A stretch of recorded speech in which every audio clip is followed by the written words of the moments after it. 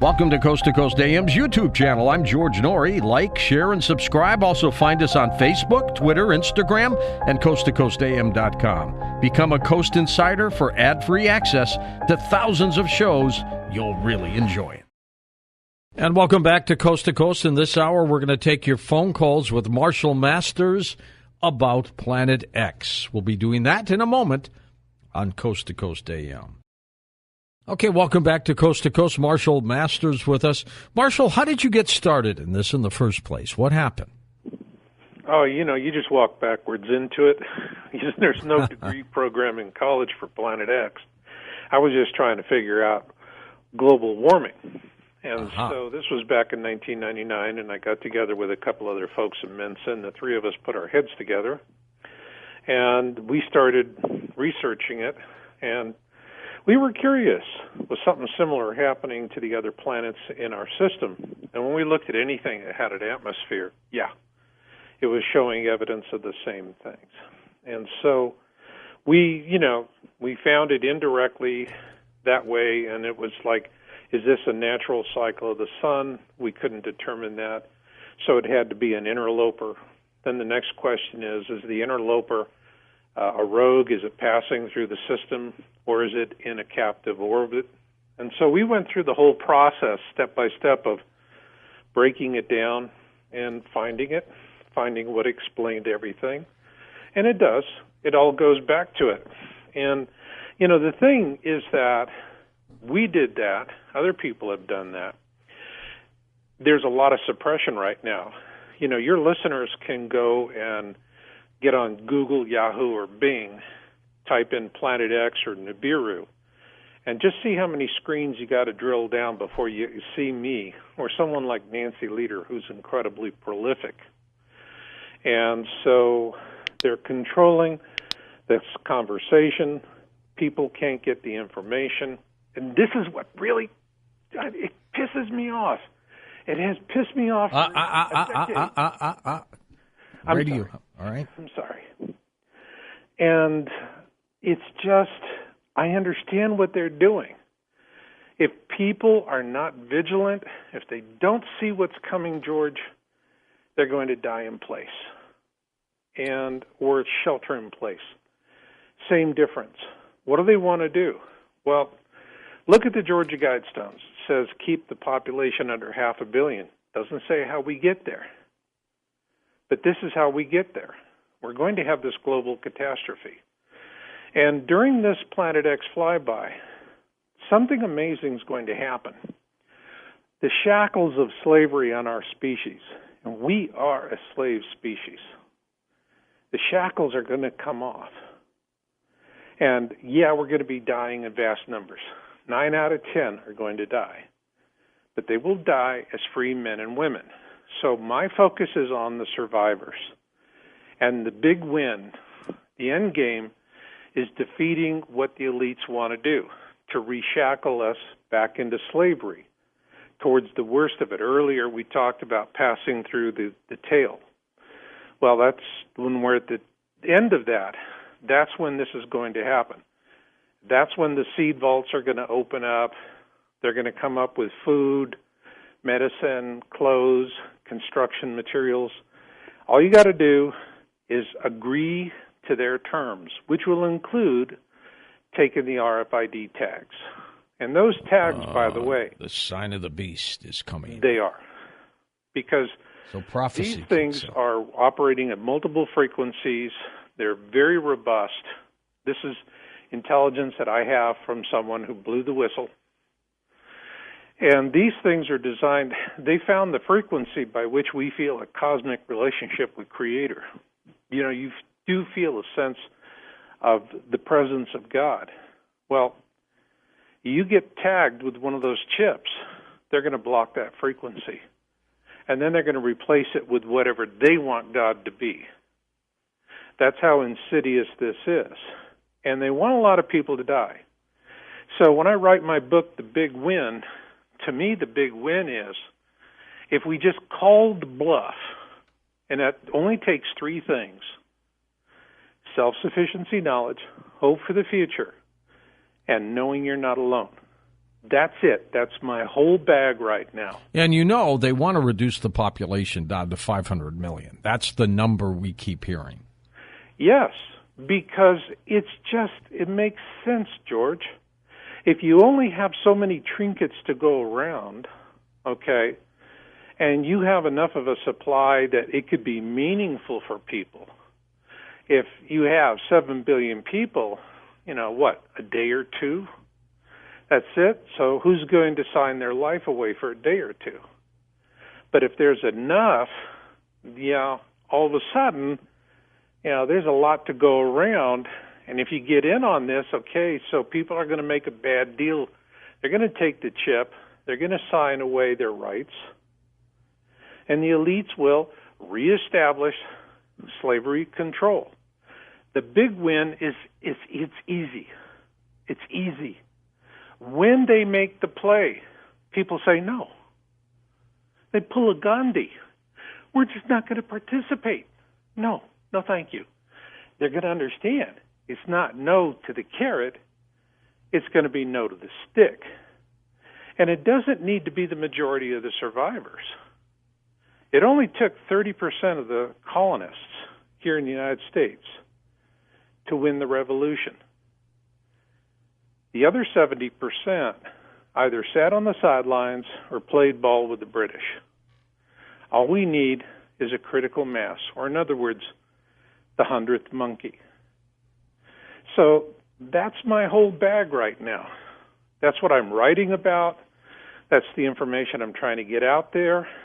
I don't know if I'm going to survive the tribulation, but I just know that when my day comes, I'm standing before my God, warts and all, we'll both know I kept the faith.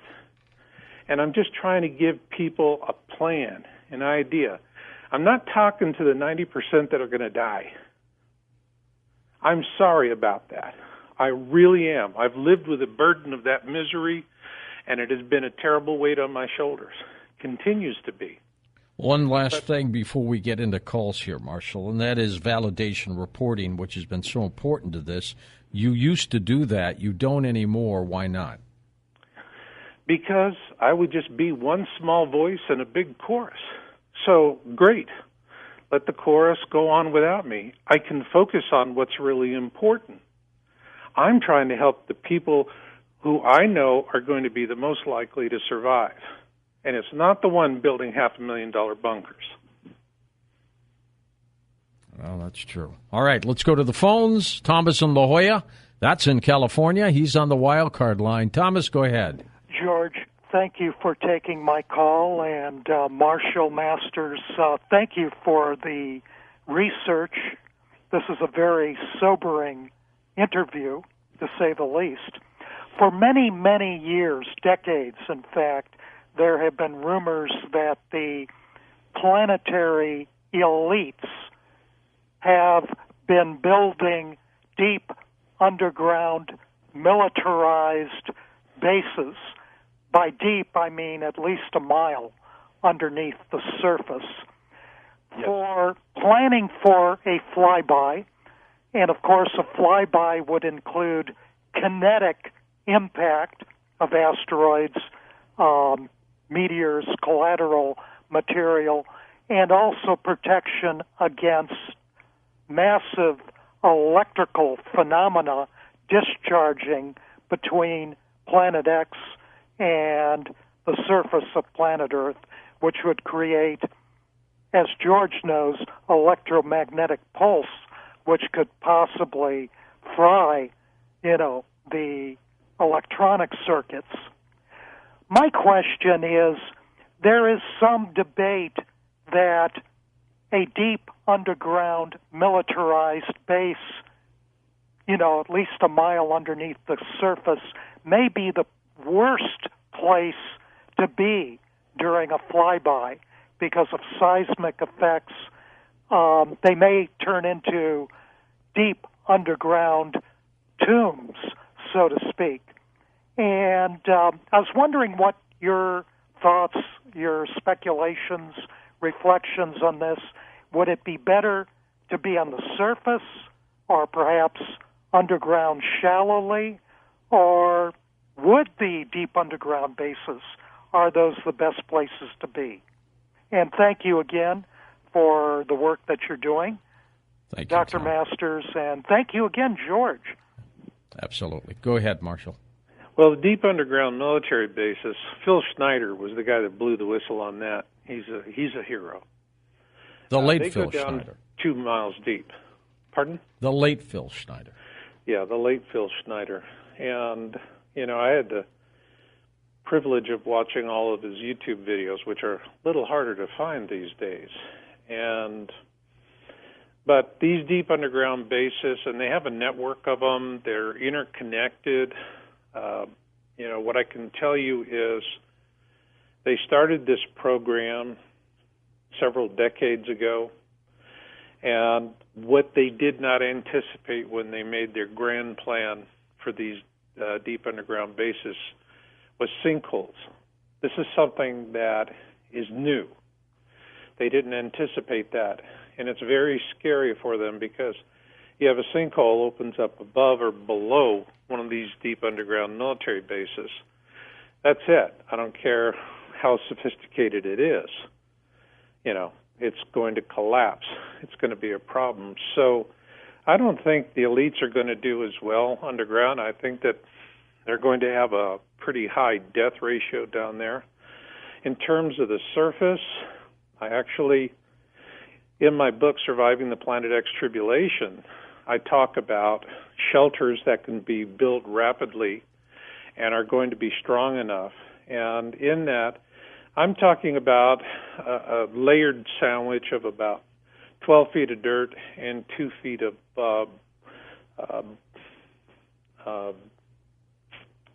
basalt. And so the basalt has paramagnetic qualities, so it's a radiation shield. Now, 5 feet of dirt is going to give you EMP protection, such as an airburst nuclear event. But we figured more to about 12 to 15 feet, and the style of construction I put in there, and I actually focus on, there's a fellow named David South, Monolithic in Texas, and his system is utterly brilliant. It's perfect for this. These things can go up very rapidly. And so I see, when we see on CNN the talking heads telling us, yeah, everybody sees it, don't worry, it's just going to be an interesting light show. When you hear that, the last window of opportunity to do something has arrived. And if the next time you see them on CNN going, well, we didn't anticipate all of the things that happened, but we've corrected our models and don't worry, then the window of opportunity is closed. It's gone, yeah. So I tend to think of process. I'm not date-driven.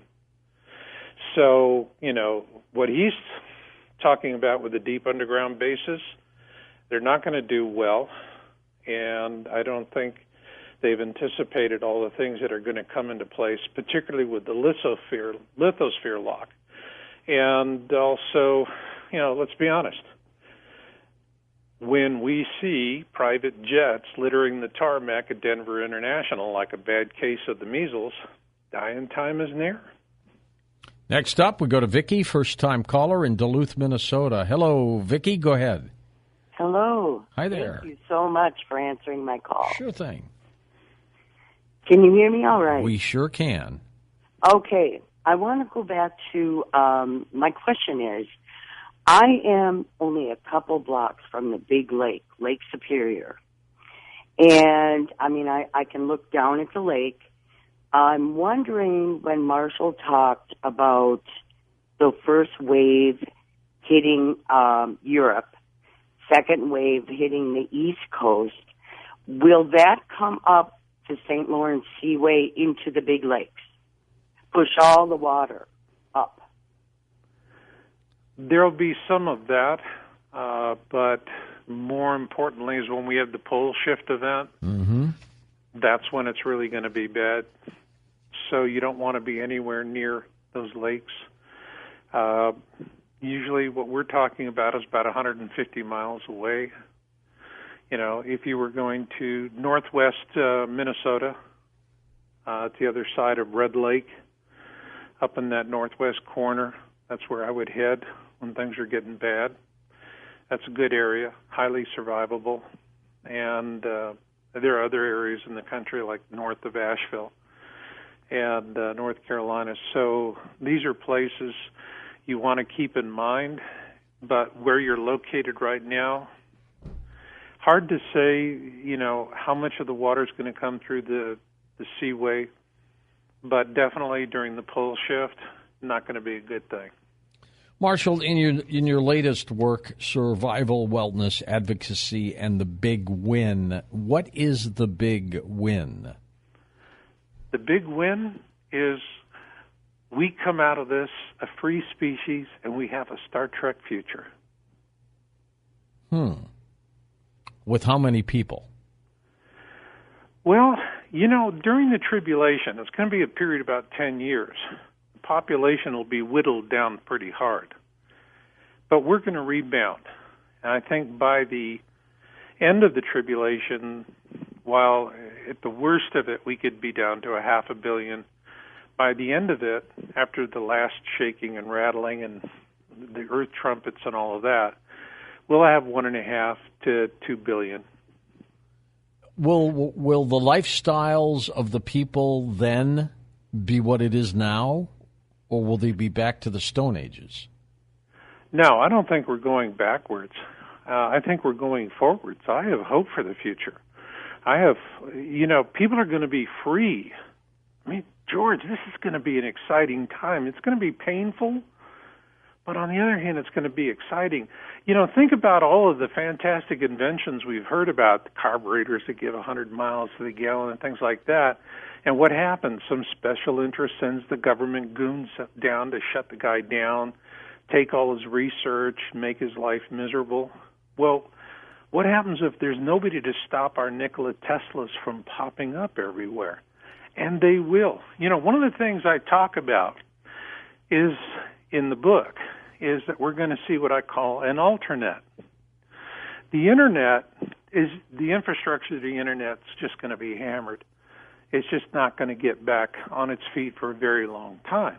But people are going to find a way to communicate with what I call an alternet. Now, they're going to need equipment to do that. They can get old laptops working and things like that, but they're going to need a new way. It's a mesh network where, messages don't go into Google and then back out to somebody, but everything's passed along from one computer to the next. It's called a mesh network. And people think, well, great, I can't go to Costco and buy a mesh network modem today. You don't have to. We have millions of mesh network modems all over the country. Hold on, Marshall. We're coming back for final calls in a moment. And welcome back to Coast, back with Marshall Masters, back with your calls. And Marshall, do I understand this right? You're making your new book available on Kindle and PDF ebook for free? Is that what I understand? Yes, it's free, and you can download it from my site, knowledgemountain.org. I have a PDF, and you can just import the PDF into your Kindle reader. It looks nice, reads well, and so it's a nice universal format. And, earlier I was saying about the Alternet, and people would be surprised where the enabling technology is going to come from for that to happen, because that's going to be a big freedom tool. We already have it, and when you read the book, it'll blow your mind, and you can get it for free. Just go to yowusa.com or knowledgemountain.org, download it, enjoy it. It'll give you hope for the future. The thing about it is the elites want you to think you're set up to fail, that we can't make it, all right? And it's all just, mind tricks. The fact is that all we have to do is three things: self-sufficiency, knowledge, hope for the future, and knowing we're not alone. And if we can do those three things, George, we got a Star Trek future. But if we let them trick us into thinking that they've got us over a barrel, then we go right back into slavery. And that's what I'm fighting against right now. That's it. That's my whole raison d'etre. When you started talking about this, Marshall, what did your family think? Well, we don't talk anymore. That's the problem with this. Once it's your not eyes easy. open up to this, you don't have a lot of conversations. There's one of the things that whistleblowers have told me over the years, and it's like to a man, to a woman, they always say the same thing. Now I know how Noah felt. Yeah. So you're telling people they don't want to hear it. They don't want to hear bad news. So, but I know what I know. When you're in awareness, you know what you know. And, I see a lot of people out there that are in awareness and, they got denier spouses that make their lives miserable. There's you stop doing this or I'm going to divorce you. They're always threatening the nuclear option. And it's a terrible thing, but once your eyes open up to this stuff, there is no going back. Is this a United Nations effort here, Marshall, under the table? I mean, do all these countries know about it on this planet? Yeah, and they're preparing in different ways. Look at Russia. They're building underground bunkers like crazy for their population. Sweden has enough for its entire native population. The Scandinavian countries are very good at it. The United States, they're buying coffins and bullets. Not good. Let's go to Ken in Kingman, Arizona. Hey, Ken, go ahead, sir. Oh, hi, George and Marshall. I feel like I met my brother. So much of what he's talked about tonight, exactly what's been going on for me the last 15 years. I do have a question. The USDA has been projecting a 9.0 earthquake in California, especially on the Cascadia. And do you have a timeline for that tied into your Planet X stuff? Because what I'm worried about is roving bands of refugees, and I've been reading a book lately called The Loss of Civility, How to Survive a Total Breakdown of Society, written by two spec operators, how to do it with your family, your friends, and your neighbors. Yeah. Well, that's one of the things that earthquakes, there's absolutely no way to predict with any certainty, but the pressure is building. Okay, so we're getting hit. The Earth is responding to the sun, which is responding to Planet X, and it's warming up on the inside. What Edgar Casey was saying is actually right. He had the process right, but we just wound up on a different timeline, and things are playing differently. And the universe and hence people think he was wrong, but you're saying he may have been right. Correct. And I'm saying that he was right about the process. And that's the reason why I'm process-focused. I'm looking at how are the dominoes falling. I don't care how long it takes for the dominoes to fall. I just want to see how they're falling.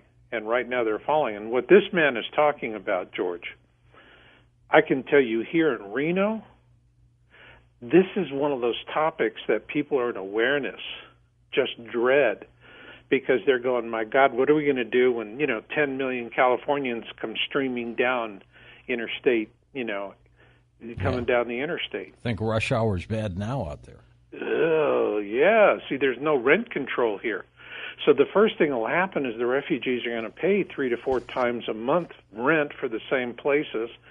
So we're going to see, because there's no rent control, we'll see crooked lawyers putting up billboards everywhere around town saying, we'll get them out, we'll get them out. And so native Reno folks are going to get kicked to the curb.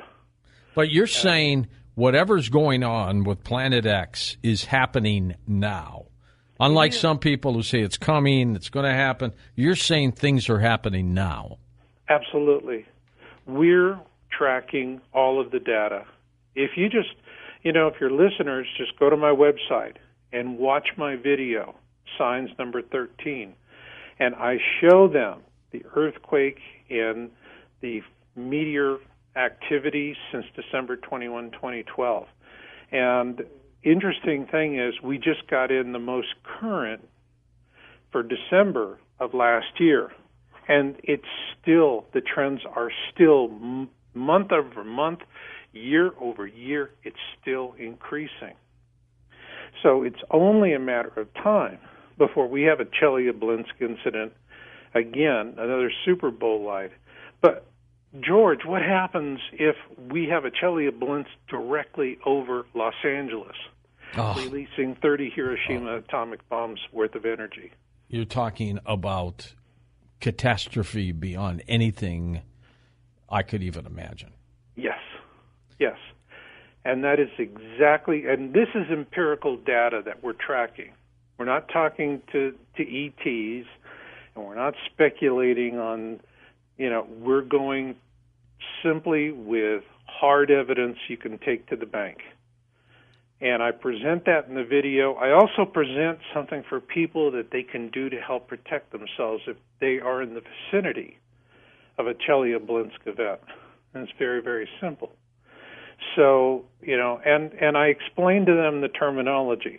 It's real important. People, if you go and you start looking on the internet, what's the difference between a meteor, a meteorite, a fireball, a bolide, and all of that? It's like Harry Truman said about economists, lay them all end to end, they point in every direction. And so I took some of the mystery out of that so people could focus in on the real key terms they need to be mindful of. So if they do get reported, they know what to home in on. Next up, we go to Eddie in El Paso, Texas. Eddie, it's your turn. Well, thank you, George. Thank you for taking my call. Sure, you're very welcome. And Mr. Masters, thank you for your hard work and your information that you're putting out there. Sir, I'd like to ask you, in regards to, you talked about all the calamities that were going to happen as far as pole shift, meteorites, so forth. Do you think, just two questions. First question is, do you think we would be safer underground shelters? And due to the fact, because, obviously we'll lose our power grid and everything, and we have to worry about our power plants melting down with radioactivity, among all that.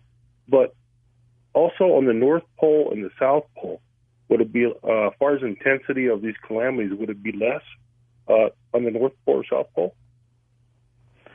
And I'll take my answer off the air, George. Thank you. Okay, sure thing. Go ahead, Marshall.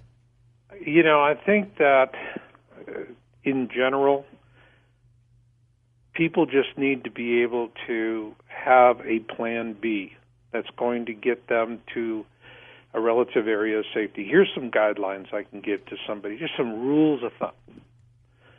You want to be 150 miles away from any major body of water, Great Lakes, oceans. In terms of nuclear plants, we're going to have Fukushimas all across the country. If you think Fukushima is an atomic volcano and they can't turn it off, and it's killing the Pacific. But we're going to have that same problem here. So you got to look for your prevailing winds. So wherever you're going to locate yourself for your plan B, you want to be at least 50 miles upwind of a nuke plant and 100 miles downwind of it. Then the other things that you want to look for besides elevation, and you don't want to go too high because you want to be at an elevation where you can do farming. We're going to go back into an agrarian age, so stay under 5,000 feet. But what you want is soft soil, rolling hills, and lots of clean water. And I'm talking about deep, deep wells.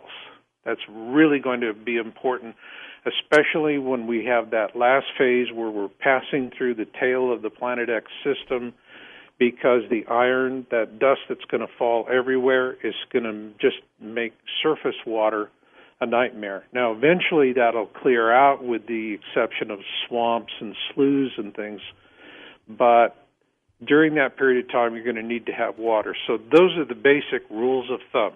In terms of construction, my advice is that you build above ground so you're not into a water table. You don't excavate. You build above ground next to a side of a hill, and then you backfill from the hill, and that's how you get your 10 or 12 feet of protection. But people are also going to find other ways to be safe. They're going to railroad tunnels, parking garages. Folks are going to be innovative. The ones that I believe are going to be the best able to organize are going to be faith-based organizations. So that's the reason why my book, Surviving the Planet X Tribulation, talks to faith-based leaders. And they're going to be the ones that are going to march to the beat of a different drummer. They're going to see a clear and present danger. And they're going to get their flocks to safety.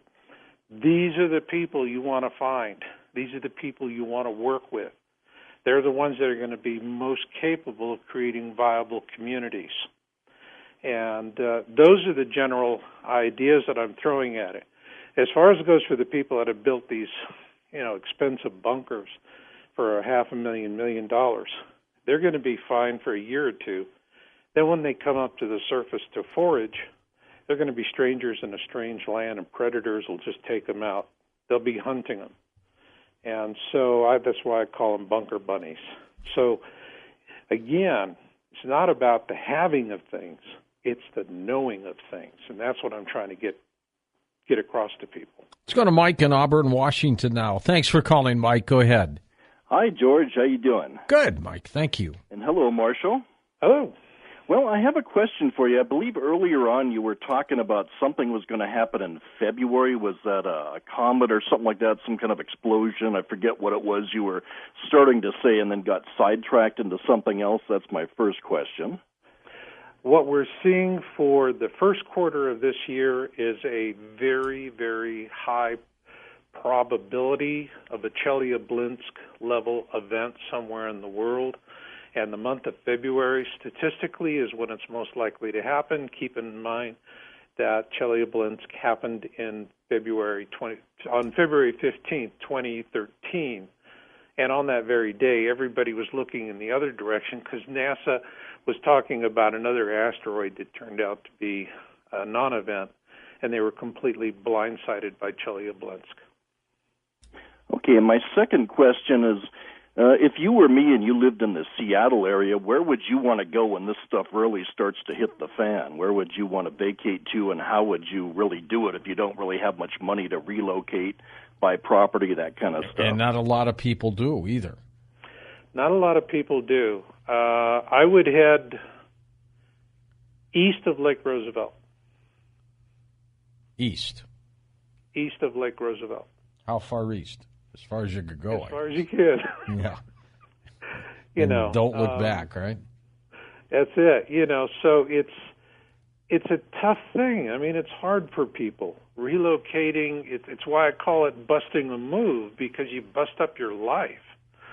And, then you have your whole family that they think you're as crazy as a peach orchard boar. And it's difficult. So, the best thing to do is to have your bug out strategy. You want to be able to get out of Dodge in time to give yourself an advantage. So again, going back to when you see the talking heads on CNN, MSNBC, and Fox, because they're propaganda channels, they're controlled by the elites. When you see them saying, "Oh yeah, we see it, everybody sees it, but it's just going to be an interesting light show, don't worry about it," that is your bust of move day. That's it. When you hear that song and dance, you just do it. You just do it. And if your family thinks that your family's going to think you're crazy and you're overreacting, well, they probably will. Yeah, they probably will. And you know what? Good buddy, you wouldn't be the first one, and the ones that I really, really, my heart goes out to, and that's the reason why survival wellness advocacy and the big win. You think about who do I want to help the most, and it's the people I've heard crying on the phone so many times. Grandparents who have children with minors and that are grandchildren, and they're trying to get their children just to look at stuff, and the kids are living in, ground zero areas like Los Angeles. And they're going, "Mom, you're crazy. We're staying here. Our life is here." And then these parents, these grandparents, they have a death wish scenario. Do they stay with their children and grandchildren so that they can die with them and comfort them? Or do they try and do something that they can provide a safe path out for their progeny? And that is a big reason why I wrote Survival Wellness Advocacy and The Big Win. I'm trying to help these people that I've heard crying on the phone so many times. And I mean, they cry. It's torment and agony.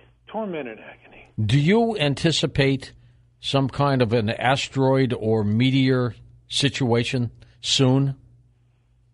I think this year, yeah. It's just when I look at the empirical data, but also look at all of the buzz we're hearing out of the government about they're discovering asteroids all of a sudden. They're out there pumping up the dialogue, and that's what I hear. There's a lot more chatter going on. They're talking about this in a more serious vein than I've heard in years. And so, it's, to say exactly when it's going to happen, who knows? But to me, it's an Amtrak proposition. Amtrak. They don't get there on time, but they eventually get there. They sure do. Marshall, we are out of time. Keep in touch with us with your work, your incredible work about Planet X. When I come back in just a moment here on Coast to Coast AM, we're going to have open lines. Just about anything goes, and Tom will be taking your tweets and your texts as well. Thank you for listening to Coast AM on our official YouTube channel. I'm your host, George Norrie, and don't forget to visit the Coast Insider membership area on coasttocoastam.com, where you can access our past, upcoming, and classic shows.